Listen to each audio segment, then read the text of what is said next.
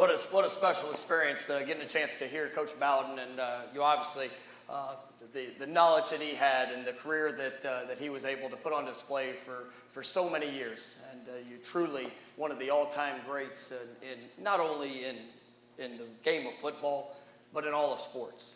And I think even just sitting there listening to him today, that is the almost the perfect picture of what a leader is all about.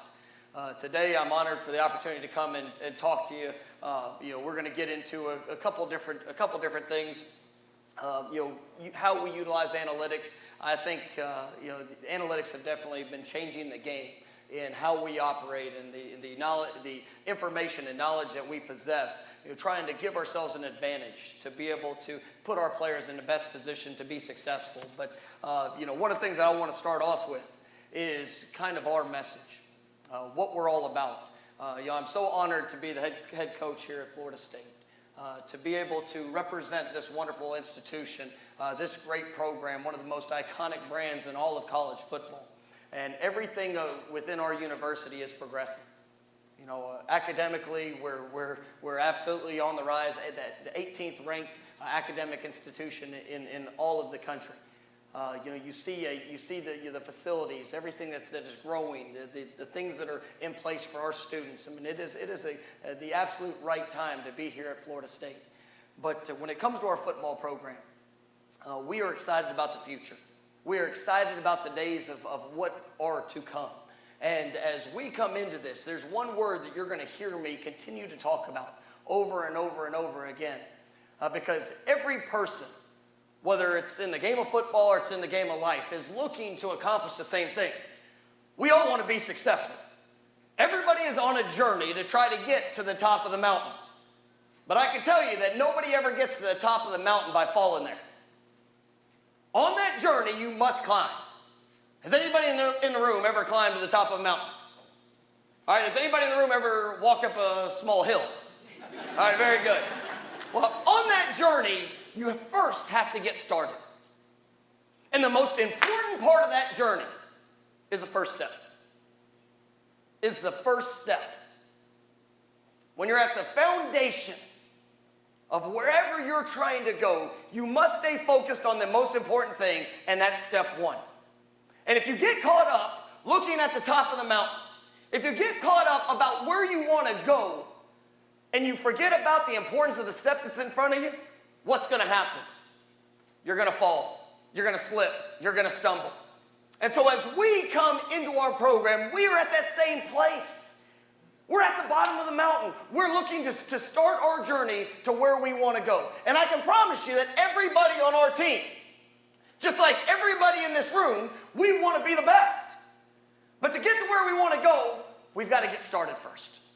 And so as we talk about this word, and the word is climb, it is an acronym for us that we use to be able to stay focused on the 5 things that I think are absolutely critical for us to get to that point of being able to elevate back to where we want to go. And I will tell you that I know today is a lot of dealing with numbers, analytics, right? Obviously, how to put yourself in the best position based off numbers and data to be in the best position to be successful. But I'll tell you, and Coach Bowden said something, it was incredible when he was talking. All right, the one thing data doesn't have is this right here, is a heart. And I believe that if you can build both, if you can build what you know here and utilize that same information with what you have right here, it puts you in an incredible advantage for what it takes to be successful. So when we talk about this word climb, it starts with the C, and that's commitment. I think anybody that's ever been a part of a team or an organization, that word gets used. I truly think it's one of the most overused words in probably any sport, because most of the time people talk about commitment and they don't really even know what they're committed to. Right? Our focus every single day within our Seminole football team is to make sure that we understand what we're committed to. We're going to talk about the Seminole family. Right? And having a family-style approach to everything that we do. and to be led by family-style values. Because every player that I have on my team has a different background.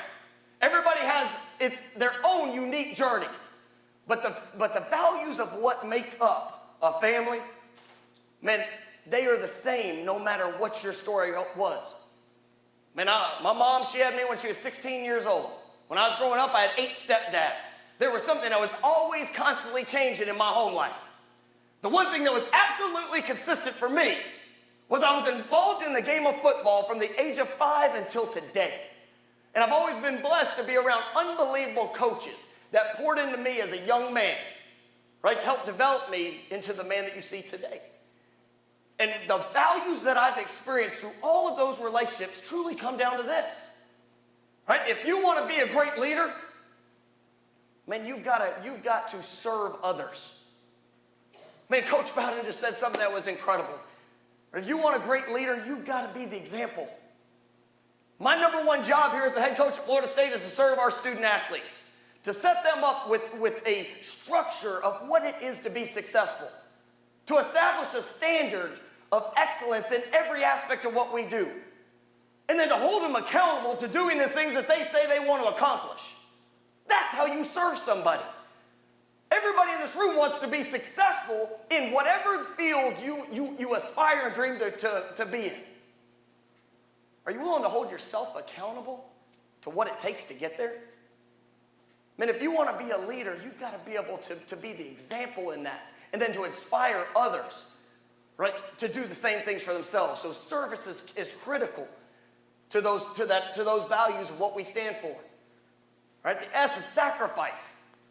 Man, every family is made up of loved ones that will sacrifice for each other to see them have success. Right? A part of our team and that commitment that we have is, man, we want to sacrifice for each other. We want to sacrifice for what we love, for who we get to do it with. And then the last value is respect. You know, a lot of people, you ask me, I've got a 5-year-old daughter, okay? And let me tell you, she moves down here tomorrow, so all of Tallahassee better watch out. She's coming, okay? But people ask me, say, Coach, what do you want? What do you hope for your daughter? Coach, what do you hope for your football team? It's the same answer. I want to be able to help raise that little girl and to help raise this football team. That when she goes through her journey, that she lives a life that is respectable, where she respects herself, she respects all the relationships, but she lives a life that's respectable. Coach, what's your goal for this year? What's your objective? How many wins do we have to have for it to be a successful season? I can tell you that if we can maximize the potential that we have as a football team, each and every one of us, every single day, pour everything we have into it, and we could do it in a respectable manner, I believe that that's an outcome that we can all live with. Because I will put no limits on what our team can accomplish. I'll put no limits to where we can go. Because we're going to do it the right way, and we're going to do it in a way that one, shows respect and is respectable by the course of our actions. But that's what we're committed to. That's the foundation. Right? The L, little things. The very first day that I got the job here, I walked into the team meeting room, and I told David Coburn, our athletic director, this was something that was very important to me. The minute that I got off the plane, I got over to the facility, and I wanted to meet with my team. With, I think it was over 105, 110 players that did not pick me. They had no say in it. It was not their choice. But I got an opportunity to come in and pick them and say yes to them, to be a part of them. And whenever I came into that meeting, I talked to them about some of those values that I just shared. I talked to them about what we could expect this program to look like. But then I asked them a question. I said, how many of you guys want to play in the National Football League? I think there was 105 players in the room. How many hands do you think went up? Wrong. 210. Every hand went up because every one of our kids want to vision themselves being successful. And I told them to stop. I told them to stop. Look to the right and look to the left. The numbers say that 3% of you will go to the National Football League. What are you willing to do to separate yourself? Little things make big things happen. Why we're sitting in here today? Because we're going to look at things from an analytical approach to try to create an edge. When we talk about little things, it's the details, it's the focus. What is everybody else willing to overlook that we can put our attention to that's going to give us the advantage? Virtual reality, right? Analytical data, right? Little things are critical on our path to success. Intensity. Man, every single day you get out of that bed, have a purpose, have a passion. Man, I don't know if you can tell, you be around me for 5 minutes. I'm intense about everything that I do. I am so fortunate for the opportunity to have the job that I have, to be able to represent you, to be able to represent this community, this university, this state. Man, why ever waste a day going through the motions? Man, have a purpose and a passion for what we get to do and who we get to do it with. But you have to be intense if you ever want to have a chance to achieve success. M, mental toughness. Right? You are defined by how you respond to things in life. Man, everybody can be in a good mood when it's 70 degrees outside and sunny. How you are defined will be how you respond when bad things happen. Your response to adversity is critical. Sometimes your response to success is much more difficult. How do you learn how to respond? You have to live in adversity. You have to become comfortable being uncomfortable. That's mental toughness. Man, how you're willing to do things that you don't want to do. That's mental toughness. How you stay focused on the little things when everybody's patting you on the back and telling you how good of a job you're doing. That's mental toughness. Because that's what gives you a chance to separate yourself. And then B, brotherhood. I can tell you there's a lot of young ladies sitting in this audience. You're a part of the brotherhood too. We all represent being Florida State Seminoles. Enjoy it. Enjoy the relationships, who you get to do it with, the moment that you have. I'm going to tell you, Coach Bowden came by the office 2 weeks ago. It's one of the greatest moments in my life. Getting a chance to sit and talk to him and hear some of the knowledge that he has and experience that he shared during his time as the head coach here was special. But there was an experience that I got to see. That was my favorite part of the day. The moment that he walked into our staff room, I was going to introduce him to our entire coaching staff. There's 2 coaches that I have on staff that played here for Coach Bowden. Coach Odell Hagans and Ron Dugans. I learned everything that I need to know about Coach Bobby Bowden by the face of those 2 gentlemen when he walked in the door. The impact that he made. The person that he was and the leader that he was for each and every one of them.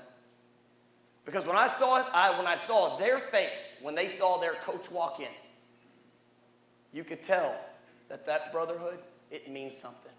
It's more than a game, more than a number, more than a paycheck. It's about enjoying who you get to do it with and what you get to do it for. Don't ever take that for granted.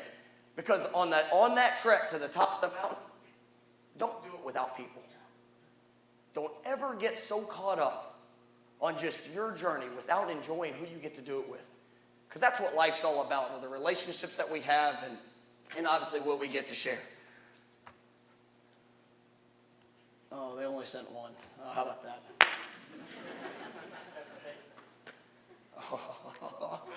All right, so talking through this.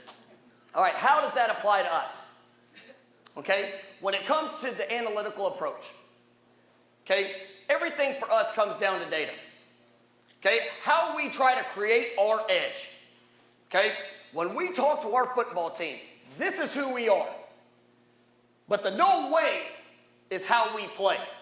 The number one thing that I talk to our team about is that I want a football team that plays smart. How do I want us to play? Smart. Because Coach Bowden talked about a 4-4. Has anybody got a chance to stand next to a 4-4 running a 40? It is really, really fast. You can feel it. Okay? But if you ever watch a 4-4 running in the wrong direction, what is it? slow. Playing smart is critical because you can have all the physical talent in the world, but if you're not heading in the right direction, it doesn't matter. So our number one focus is we want a football team that's going to play smart. Because when you play smart, it gives you an opportunity to then play fast. If you can play fast, then you have an opportunity to play physical. What did Coach Bowden say the two factors he looks for when he was recruiting? Speed and willingness to, right? Well, I want to make sure that we've got guys that can use this. Then they can use what the good Lord blessed them with. And then, yes, I like it when they do that. But we're going to play smart, we're going to play fast, we're going to play physical, and then we're going to finish. We're going to finish. Because that's a no way. Because what in the world would you ever want to be a part of that you didn't have a passion to finish? Whether it's academically, man, whether it's what you're doing on the field, man, giving everything that you have to put yourself in a position to be successful. Okay? So how does that utilizing that knowledge, what does that look like? Well, has anybody heard of our tour of duty? Our MAP drills? That's one of the things that we're focused on this journey right now, to build knowledge. There will never be a drill that we do that does not have an instruction. Because I can get any person, I can go get I got a 3-year-old dog, and I can get my 3-year-old dog to run in a straight line. All you got to do is put food out there, right? But anybody can go and just run through a line. But the game of football is based off of movements. It's about utilizing what you have in here and then being able to apply it on the field. So a way that we focus on playing smart is you have to play discipline. You have to be able to listen, you have to be able to apply, and then you have to be able to execute. And so in everything that we do when it comes to being in the weight room, off-season workouts, we're always going to have a reactionary drill. So sometimes we're doing cone drills, and we'll put 4 cones out of there, out on the field. And the first time they go to the cone, they have to touch the bottom of the cone. Then to the second cone, they have to touch the top. Then the third one, they got to go around it on the right side of the cone, and the left, and the fourth one around the left. And if they don't do it right, what do we make them do? Do it again. And if they don't do it right, what do we make them do? Because there's no point in going and just focus on doing a repetition if you're doing the repetition wrong. There's no point in going out and running a 4-4, but going the wrong direction. Because you're never going to put yourself in a position to be successful. When it talks about playing smart, understanding the rules of the game. One of the things that we do in spring ball, one of the things we're doing in fall camp, I'm going to bring the ACC officials. No comment, no, nothing. I'm going to bring the officials in. And I'm going to have a meeting for our players to go through the exact rules of the game. Because you know what is, uniform across college football? Everybody is going to complain about officials. But the problem, and one of the things that I've learned throughout my coaching career, most of the time the coaches are yelling at the wrong official. Because they don't know how the officials operate. I'll tell you that if you sit there and you see the officials that are on the field, does anybody know how many officials are on the field? And you yell at them every week, just so you know. There's 8 of them. Okay? The 2 guys on the far side of the field, away from the offensive formation, they're both watching the outside wide receivers. Well, what's amazing to me is you'll see a play that should be pass interference on the outside receiver, and everybody's going and yelling at the wrong official. Is that going to make any impact? No. But if you get a chance to go have a conversation with the guys that should have their eyes where they're going to be, do you have a chance to get things right? Absolutely. So just a small way to play smart. Understand the rules of the game. Understand what you're being asked to do, right? Because does every coach in the country do that? No. But it's a little thing. If our players understand the rules of the game but better than anybody else, do they have a better opportunity to apply the rules? Right? As we go through and we talk about playing smart, okay, one of the things that we want to do is we want to make sure that we maximize the opportunity for how our players learn. Okay? Because I talked about those 105 players, every single one of them learn in a different way. Just like every person in this room is going to intake the information that I'm saying in a different way. But it is my job as a teacher to be able to meet my players at their need. And so one of the things that you'll see that occurs is that most coaches will get up and they'll start rambling on about a football play. They'll start drawing the X's and O's, and everything starts to clutter up a board, and they feel really good about how they presented the information.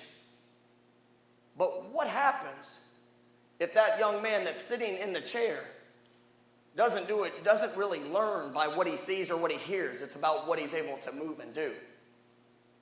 What if that young man that's learned, that is trying to receive that information, needs to put themselves in the repetition? Right? We try to go out and explore every option possible of how we can meet our players at their need. So the very first day that I got here, all right, we went and we invested in virtual reality. It's something that I've done for the last 5-6 years of my coaching career because I believe it is critical to the development of our student athletes. If there's one thing that I want to define us better than anybody else in the country, it's how we develop our players. So I've got to meet them at their need. Okay? You know, we're sitting there in this situation right now this spring. We're going to have a couple guys that are physically not able to go through spring practice. You know what every coach in the country tells players that's not in the game, what he tells them to do? Get a mental rep. Has anybody ever heard that before? All right, anybody that's ever played, you should be getting mental reps. The problem with all mental reps is when you're not on the field going through it, where are you supposed to stand? On the sideline. How do you get a mental rep when you're not even getting the real perspective of what you're about to see? So we try to institute virtual reality, right, where we'll put a shock-resistant camera on the top of our quarterback's head, or top of his helmet. We'll put it on the back of our safety on the defensive side of the ball. Because we're going to record everything that they do so that whenever we get done with practice, right, we can have the players that were not able to go through it, they come in, put virtual reality goggles on, and they're able to get the visual rep and experience based off what somebody else saw. Because one of the things I tell our players all the time, no matter how big they are, no matter how fast they are, knowledge is our greatest talent. Say that with me. Knowledge is our greatest talent. Because everybody sitting in here has a different skill that is probably your strength. Something that sets you apart, that you God-given ability. But if every one of our players and everybody that's going through their journey focuses on the knowledge that you've learned and the knowledge that you have based off the experiences that have occurred, you're going to put yourself in the best position to be successful. I never want a player to take the field afraid to mess up. Because if you have a player that's going on the field scared of making a mistake, are they going to ever be able to play to the utmost of their ability? No. Just like if you have to stand in front of a group of people and you don't like to talk, right? If I sat there and was trying to look at every note that I had, if the correct slides were all up here with me, right? Probably would be a lot more nervous and probably wouldn't talk as smooth as what I'm hopeful to. But the thing that I've learned throughout my career is that as long as I talk from this, right, as long as I talk based off the experiences that I've had, then it's going to come out to the way that it's supposed to. Because once again, what has to be your greatest talent? Knowledge. And if we can get 18 to 22-year-olds to buy into that, right, to learn from every experience that they've had, good and bad, then you have a chance to put yourself in the best situation possible. You know, coupled with virtual reality, one of the things that we're doing, and this truly ties into today, right? It's analytics, an analytical approach to everything that we do. Okay, so when it comes to our analytical approach to how does data drive us, okay, when you go into a game, every single play is surrounded by a situation. All right, how many downs do you get in football? 4 downs. What's coupled with every down is a distance. All right, what's coupled with every down and distance is time. Right? There's a lot of other factors that go into that. Timeouts, right? Field position, where you are on the field. All the factors that you must tabulate in your mind to put your players in the best position to be successful. One of the things that we do is we take an analytical approach to every aspect of what we do. Going into a game, we basically grade, all right, what is the overall skill set of each offense, each defense, the strength of the kickers, the strength of the special teams, and we put together a formulated plan of how aggressive we want to be in each situation. Because 4th down and 3 on the positive side of the field, right, if you're up 6 points, is going to be different than 4th down and 3 on the negative side of the field, down 7 points. Every situation is going to have different data that drives it to what is the best mathematical approach to the game. Right? Does anybody know what the percentage of 2-point plays, success rate of 2-point plays? Right? It's right at, give and take each year, right at 50%. Right? Right at 50%. So, one situation that could come up. Good job, too. Right? All right, you're down 14 points. You're down 14 points. You score a touchdown. How many points do you get? 6. Okay, so now you're down how many? Math, let's go. You're down 8. Everybody has a choice. If you're in the 4th quarter, you know what data tells you that you should do? Analytical data tells you what you should do. Should you go for 1 or go for 2? Go for 2. Data tells you should go for 2. Because I'm down 8 points, I'm in the 4th quarter. Okay, is anybody playing for a tie? Okay, I promise you, we're not playing for ties. Okay, you play to win the game. And so, if you're down 14 points, you score a touchdown, you get it to 8. The reason you go for 2 is because if you make it, now you're down what? Next touchdown, you have an opportunity to win the game with an extremely high percentage extra point. If you don't make it, then you're down what? 2. If you don't make it, you're down 8. All right? You still have to score a touchdown, but now we've just made the decision for you that you're going to go for 2 the next time. And what did I say the percentage was on 2-point plays? 50%. So if you don't make the first one, is it a guarantee you're going to make the next one? No, but it's 50-50%, or a 50-50 chance. And so if you're going to play the game with an opportunity to win, that's just one instance of how analytical data can put you in the best position to win the game. Right? As we go through that, we have that tabulated for every situation. Right? Because I believe that, look, Coach Bowden says it, you're going to see, I'm going to carry around a call sheet, right, that I fold into 3 pieces. If you ever see me reading out play calls looking like this, it's probably not going to be real good.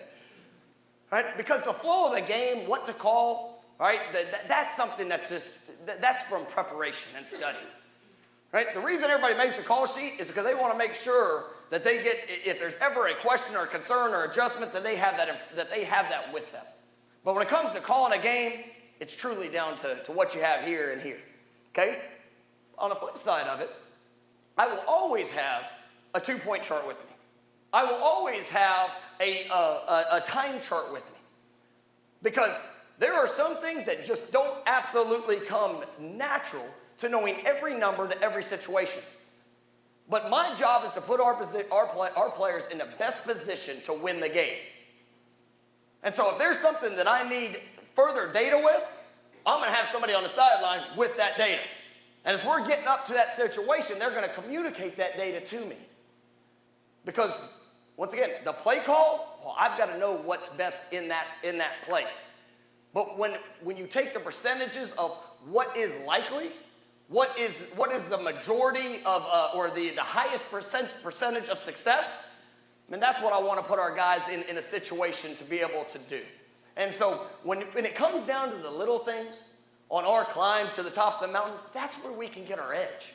Everybody sitting here going through this seminar today, It's all about getting an edge. To be honest, I know this is about sports today, but this doesn't directly have to apply to sports. It applies to everything, right? Pick any Fortune 500 company. They all have competition. Everybody's had to separate themselves in one way, right, to gain that edge. What are you willing to do? What information are you willing to rely on? There's plenty of times that I'm going to make a gut decision on what we need to do as a program. But everything that I'm going to do based off that gut is going to be because of, right, the preparation of what we've done. And there might be a time where it's a 50-50 play call or situation. And I might choose one way or I might choose the other. Right? But I can guarantee you that it's going to be thought out. I'm going to be well prepared, right? Because I'm committed to doing things a certain way. I've searched all the little things. I've focused on all the little things to put ourselves in the best situation. Man, we have intensely had a focus on what it takes to be successful and what we get to do. Right? We've developed mental toughness through every experience. We've built knowledge, right, by the way that we've responded in all of those events. And you know what? I'm going to have unbelievable confidence in the choices that I make because of who I get to do it with. Because that's what life's all about. And I'm going to tell you, I am so very excited about the future for our program. I'm so excited about the opportunity that's in front of us. Right? But I can tell you, I'm not coming into Florida State with a 3-year plan. I'm not coming in with a 5-year plan. I'm coming in with a 1-day plan. Because the only thing that I can control and the only thing I'm guaranteed is today, this moment. And I'm going to give everything I have at this moment, at this time, to be the best version of me. And then when I wake up tomorrow, I'm going to be 1% better. Because I'm going to focus on the climb to get to where I want to go and where I want us to go. Because if every person in this room can focus on being the best version of you and go and achieve all your goals and your dreams and your aspirations, you're going to inspire somebody else to be a little bit better. And at the end of the day, what else could you ever hope for? To live a life that's respectable by doing things in a unique fashion, in a unique way that lifts up others. Guys, I'm excited to be here. I hope that hope you guys got something from that talk that can help you apply on your climb to the top of the mountain. Thank you guys so much, and go Novell.